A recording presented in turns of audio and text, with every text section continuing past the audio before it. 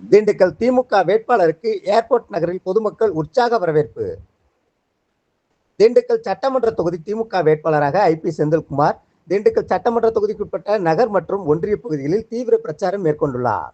திண்டுக்கல் ஒன்றியத்திற்குட்பட்ட ஏர்போர்ட் நகர் பகுதியில் சனிக்கிழமை இரவு பிரச்சாரம் மேற்கொள்ள வந்த வேட்பாளர் ஐ.பி. செந்தில்குமாரை அப்பகுதியைச் சேர்ந்த திமுகவினர் மற்றும் பொதுமக்கள் பலூன் மற்றும் கட் அவுட் வைத்து மலர் தூவி கும்ப மரியாதையுடன் உற்சாக வரவேற்பளித்தனர்.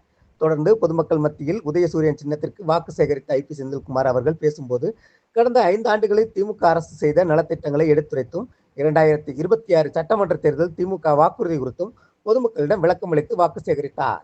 இந்நிகழ்வின் போது திண்டுக்கல் ஒன்றிய செயலாளர் நெடுஞ்செழியன், திமுக நிர்வாகிகள், பொதுமக்கள் உட்பட ஏராளமானோர் கலந்து கொண்டனர்.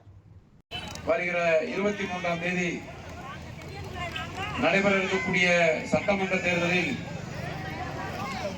திண்டுக்கல் சட்டமன்ற தொகுதிக்கு உங்கள் பேராதரவை பெற்று தமிழ்நாட்டினுடைய முதலமைச்சராக உங்களுக்காக உழைத்து வருகிற மக்களுக்காக உழைத்து வருகிற மக்கள் தலைவன் நம்முடைய அண்ணன் தளபதி மு.க. ஸ்டாலின் அவர்களுடைய ஆதரவு பெற்ற வேட்பாளராக நீண்ட நாட்களுக்கு பின்பு உதயசூரியன் சின்னம் திண்டுக்கல் தொகுதியில அந்த வாய்ப்பை பெற்று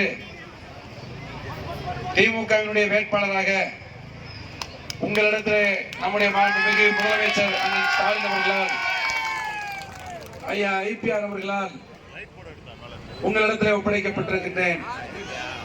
உங்களிடத்தில் ஒப்படைக்கப்பட்ட ஐ.பி. செந்தில்குமார் என்கின்ற நான் உங்களை தேடி உங்களிடத்தில் உதயசூரியன் சின்னத்திற்கு வாக்குகள் கேட்டு வந்திருக்கின்றேன்.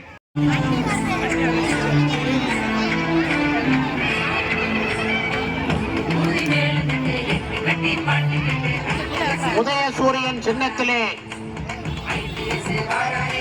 வாக்குகள் கேட்டு